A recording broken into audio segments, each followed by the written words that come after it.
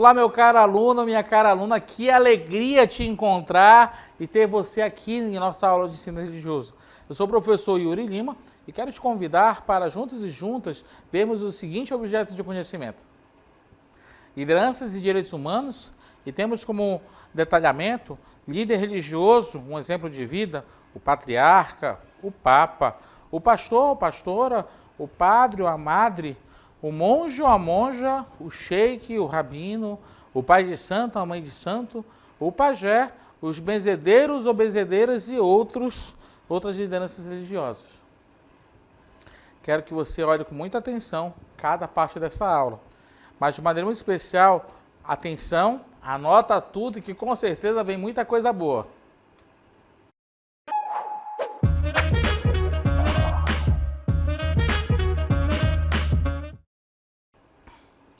Pensar em liderança religiosa é pensar, de repente, na dimensão da autoridade. Hoje, nós queremos discutir sobre quais são as modalidades de autoridade que muitas das vezes tem dentro de uma comunidade religiosa. E vamos ter, inclusive, um vídeo, uma situação, um problema que vai permear ao longo da nossa aula. Então, você vai ter que olhar com muita atenção esse vídeo de hoje, que é uma situação, problema. E além disso, nós vamos falar um pouco sobre essa dimensão da liderança religiosa e exemplos de lideranças que deram sua vida pelos direitos humanos no Brasil e no mundo, tá bom? Então, vamos começar com o nosso estudo de caso de hoje? Pessoal, silêncio! Tem uma notícia maravilhosa. Vamos reformar o nosso salão.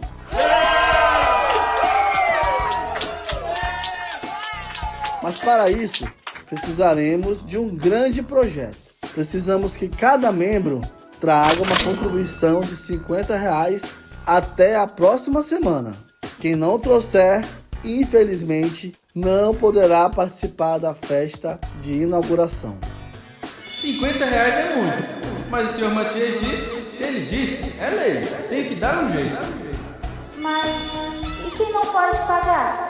O senhor Matias mesmo nos ensinou que o mais importante é a união. Excluir não parece certo. E se a gente fizesse um bazar?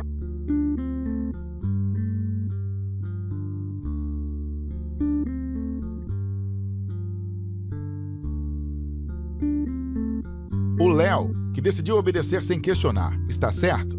A Sofia, que pensou diferente do líder, está sendo desrespeitosa?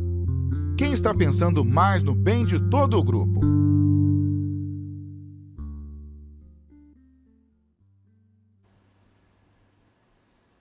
Olha só, então nós temos aí um estudo de caso, né? Tem a reforma de um grande salão da igreja, e aí e foi colocado uma regra meio que imposta. Ó, tem que trazer R$50 e quem trouxer vai poder participar da inauguração. Um falou, olha, tá, beleza, vou obedecer porque tem que obedecer e ponto final. E a outra falou, tá, mas e quem não pode pagar vai ser desrespeitoso? Será que a gente não pode pensar de outra maneira, além da regra dos R$50? E aqui eu quero te convidar para pensarmos juntos as noções de autoridade. Como é que isso pode ser visto, esse estudo de caso, para também nós pensarmos a questão de liderança religiosa. Vamos lá, então?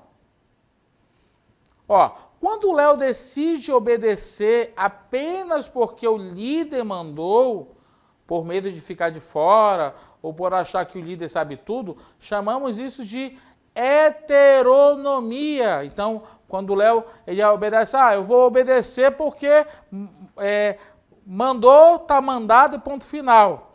E aí você tem um sentimento de medo, você tem um sentimento de coerção. Então, nesse sentido, nós poderíamos dizer que isso é uma heteronomia. E vamos pensar por que isso acontece. Hetero significa outro. Nomia vem de lei. Então, nós poderíamos dizer que a ideia de heteronomia vem o quê? De uma regra, de uma lei que vem de fora. Ok? importante. Por exemplo, temos alguns exemplos, né? Vou ficar quieto na aula só porque o professor está olhando e pode me dar uma bronca, né? Ou outro exemplo, eu vou à igreja no domingo só porque meus pais me obrigam.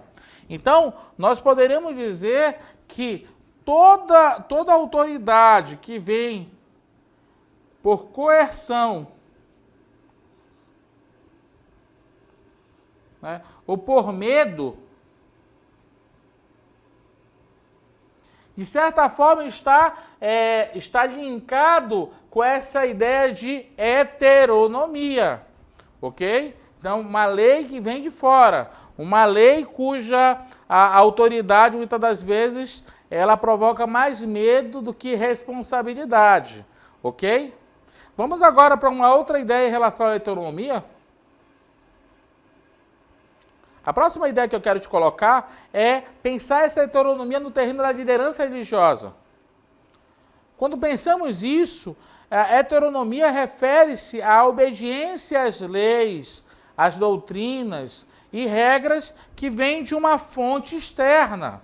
Presta atenção. Então, a obediência, eu digo uma obediência meio que cega, né? A leis, regras, né? Doutrinas que vêm de fora, que vêm de fonte externa, caracterizaria a heteronomia no terreno da religiosidade. Por exemplo, quando nós pensamos que a minha obediência é uma divindade, ou a minha obediência é um texto sagrado, ou a minha obediência é ao líder da minha igreja, eu não vou questionar de jeito nenhum, porque a obediência é cega, é uma obediência que vem de fora, é uma obediência que não escuta, que não opina, né? E aqui é bem interessante pensar, né? Simplesmente bem fundamentalista. E qual é o fundamento dessa autoridade heteronômica? O líder, ele é visto como um intermediário entre a divindade e os fiéis. Sua autoridade não vem de si mesmo, mas da tradição e das escrituras que ele preserva e transmite. Olha só, então normalmente, quando pensamos isso no ponto de vista da liderança religiosa, nós pensamos que toda a liderança que é heterônoma, ela, na verdade, baseia a sua autoridade em fontes que vêm de fora, seja da tradição, ou seja nas escrituras que ele preserva. A tradição e aquela escritura que vai validar a sua autoridade, não vai ser, na verdade, o testemunho dele. Simplesmente está escrito e ponto final. É aquela máxima, manda quem pode, obedece quem tem juízo, né? E aqui a gente vai ver isso muito bem nessa situação que nós vimos a partir do vídeo, ok? Agora, quando nós pensamos também em heteronomia na liderança religiosa, nós temos que pensar também nos dogmas e regras fixas. A liderança heterônoma, ela se baseia em um conjunto de verdades e normas imutáveis, que definem a moralidade e a conduta, né? Então, nós poderíamos dizer o seguinte, tanto os dogmas quanto a doutrina dessa tradição religiosa cujo o líder é heterônomo, se baseia em verdades e normas imutáveis, né? E é isso, e o papel do líder é simplesmente que essas regras sejam seguidas, ok? Nós temos uma frase latina que é assim, olha, presta atenção. Roma locuta causa finita. Roma locuta causa finita. Que significa o seguinte, Roma falou, está falado. Isso é uma máxima latina muito antiga, que desde o Império Romano, o pessoal foi agregando na expansão romana, e depois se agregou no catolicismo romano, e meio que depois ficou como uma reflexão sobre lideranças religiosas heterônomas, que falam, olha, tem um dogma, tem uma lei, o líder religioso só serve para garantir este dogma, essa lei. Ok? Vamos agora para a próxima cartela, por gentileza. Quando a Sofia pensa sobre a regra, lembra dos valores que ela mesma aprendeu, como a união, e tenta encontrar a melhor solução, mesmo que seja diferente da ordem inicial. Chamamos isso de autonomia.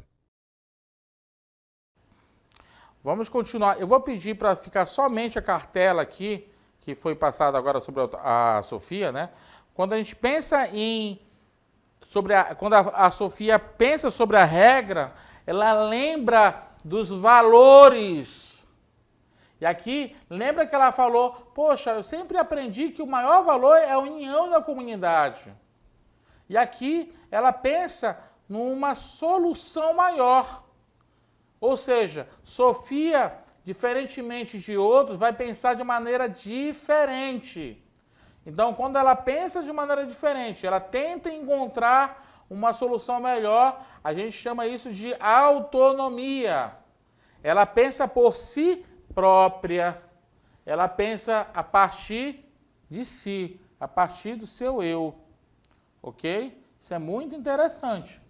Então, pensar essa cena de Sofia, que vai pensar, ela vai ser mais proativa, ela vai ser mais proponente, vai ser a grande sacada desse outro tipo de pensamento que é a autonomia, ok?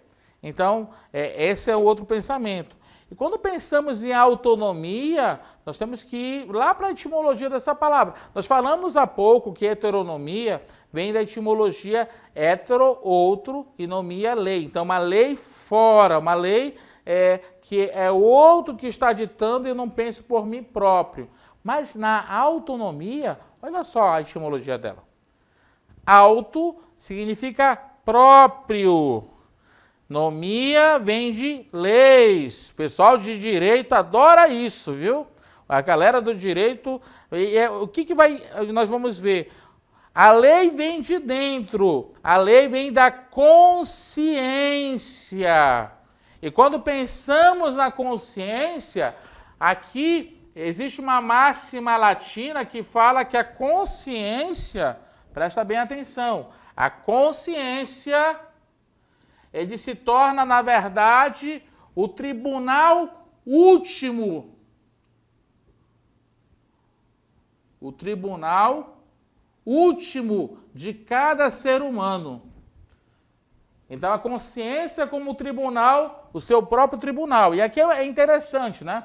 Eu não vou colar na prova, mesmo que ninguém esteja vendo, porque eu sei que é errado. Estou enganando a mim mesmo. Olha só esse exemplo forte, né? A autonomia é pensar por si próprio.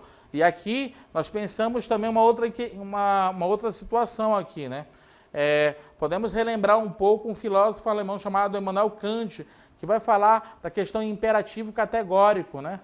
Que é essa questão da capacidade de você fazer o bem, independente se está vigiado ou não, mas por uma questão de consciência, de pensar uma outra alternativa, de pensar outros caminhos para que o mundo seja possível. E aqui, olha só a outra cartela. Eu decido ajudar na campanha de alimentos de minha comunidade porque eu acredito que é importante ajudar quem precisa. Então, eu ajudo porque, de fato, eu tenho consciência desse grau. E aqui, vamos dar mais um outro passo. Pensar autonomia e liderança religiosa. Né? A autonomia é a capacidade do indivíduo de se guiar por suas próprias leis e princípios morais, internalizando valores e tomando decisões conscientes.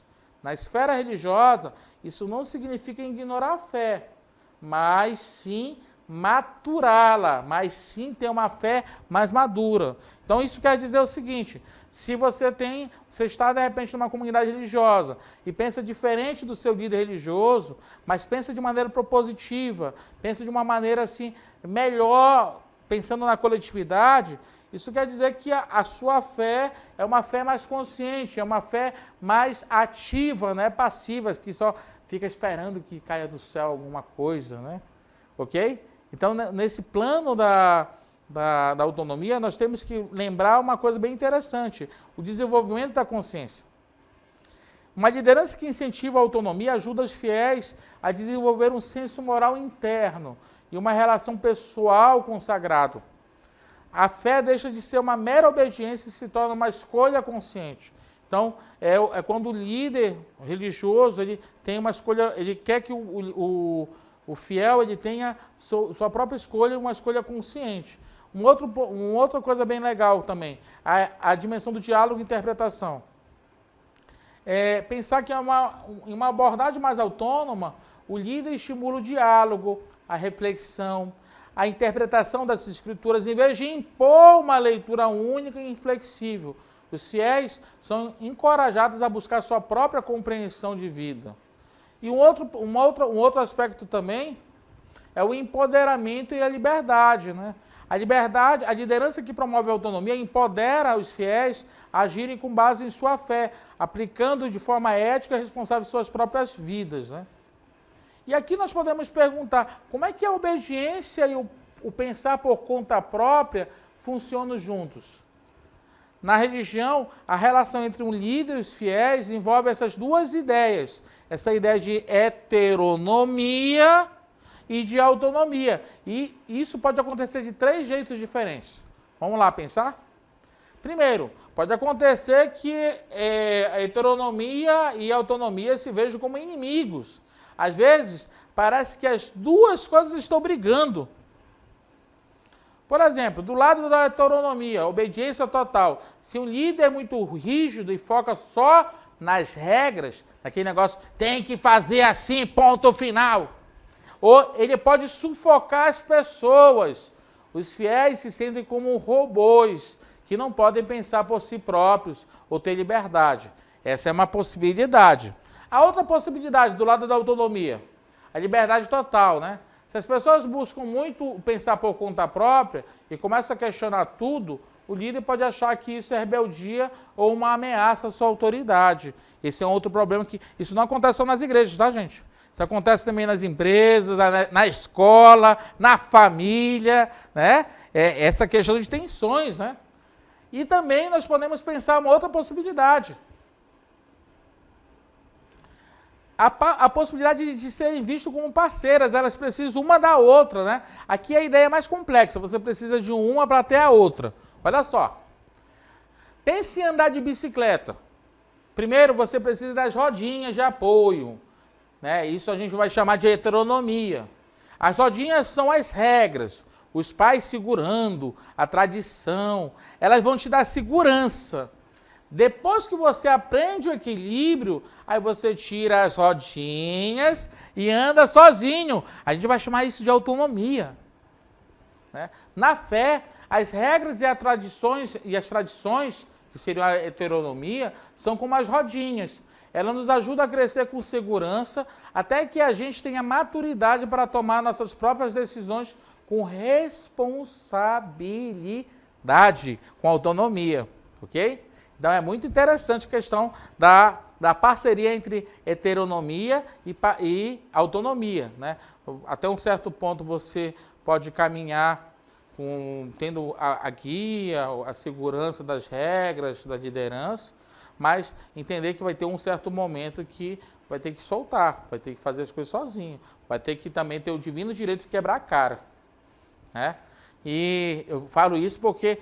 Pensa na sua mãe. Às vezes sua mãe fica preocupada que, sabe, você pode fazer burrada pela vida, mas às vezes é bem querer, é carinho, né?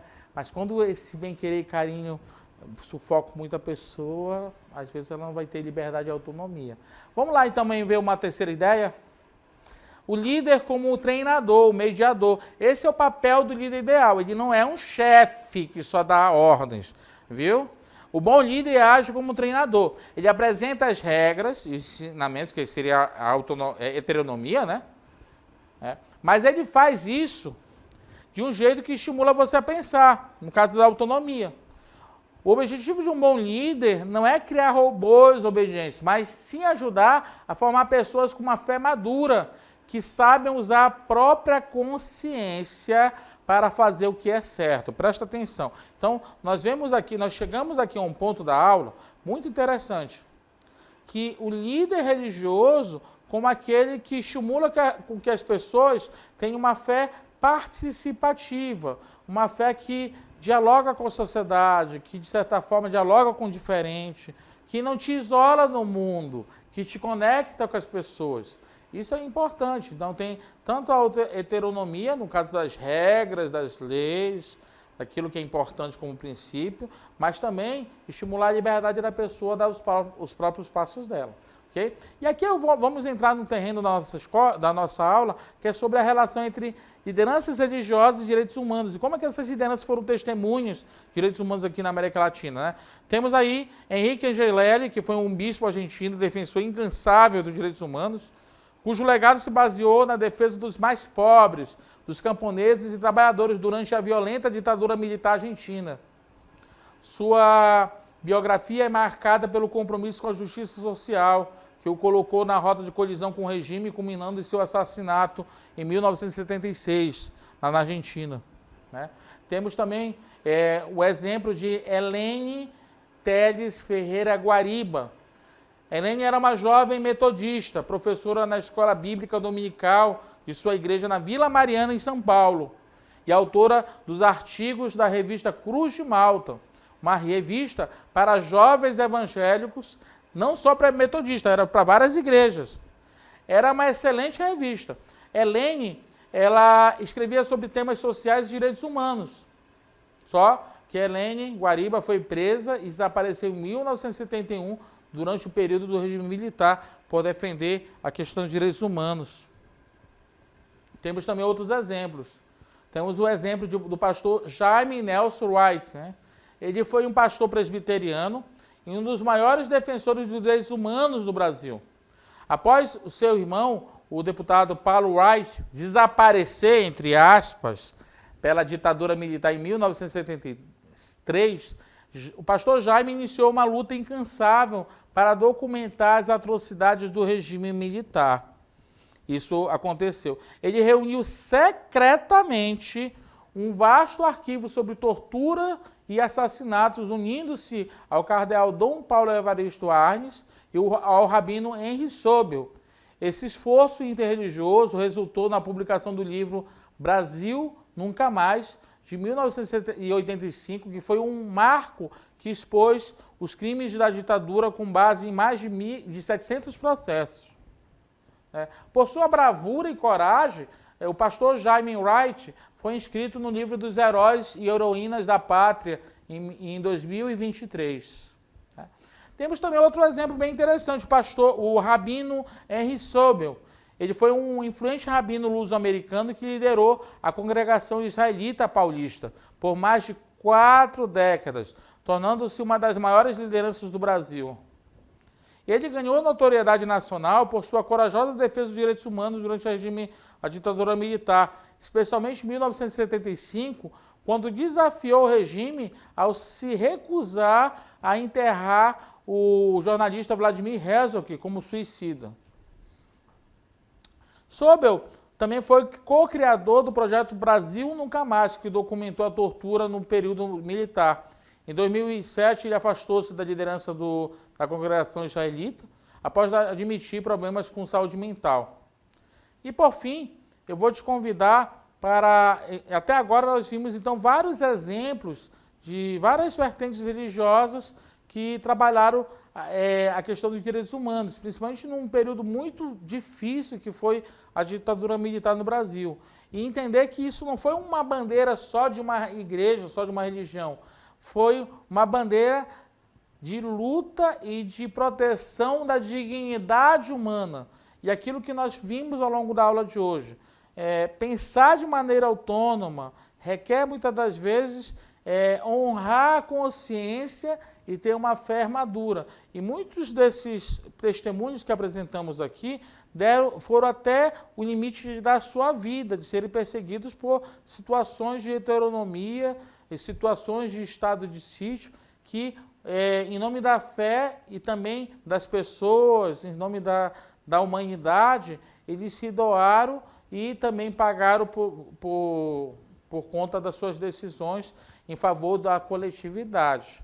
E aqui eu queria te convidar para pensar comigo uma lição que foi dada por um líder religioso católico romano, que foi o bispo Dom Pedro Casaldáliga, que ele morou lá na região do Mato Grosso, na região de São Félix do Araguaia, que é a região do Araguaia, que aí durante a década de 70 e 80 foi um grande defensor dos indígenas, dos povos tradicionais da região e tentaram armar muitas emboscadas para ele. Foi uma pessoa muito perseguida ao longo dos anos, entre 70, 80 e 90, juntamente também com Dom Helder Câmara, né?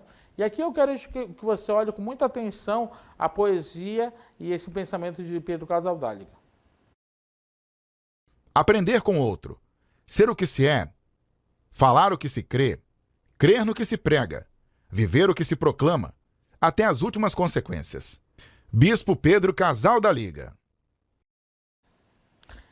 Vou pedir para voltar para essa tela da poesia de Pedro Casaldáliga, para a gente olhar com muita atenção. Acho que vale a pena nós relermos esse texto, pensando também nas ideias de heteronomia e autonomia.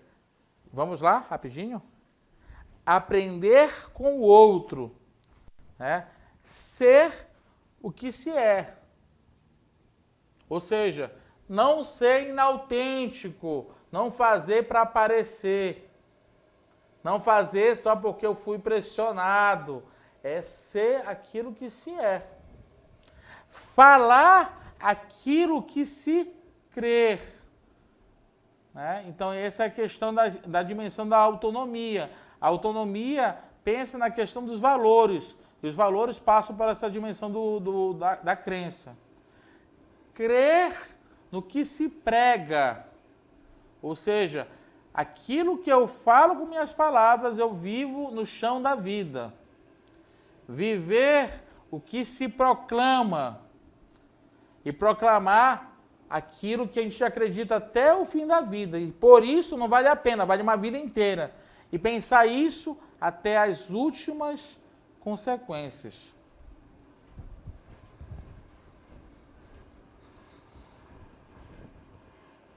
Quando pensamos em heteronomia e autonomia, nós pensamos também que os grandes líderes religiosos, como Jesus, como Maomé, como também até Moisés, né? E Martin Luther King, Pedro Casaldáliga, Dom Helder Câmara, todos esses grandes, Dalai Lama, eles sempre foram pessoas que pensaram à frente do seu tempo. E deixaram, mesmo com as perseguições, eles foram até as últimas consequências. Para pensar nessas lideranças religiosas e o legado que eles deixaram. E isso é um convite para você, para mim, para defendermos principalmente a questão da dignidade na pessoa humana, a dimensão de respeitar o outro do jeito que ele é, de entender que quem pensa diferente da gente tem que ser respeitado. Você pode não concordar, mas isso não te dá o direito de ser cruel com a pessoa que pensa diferente de você.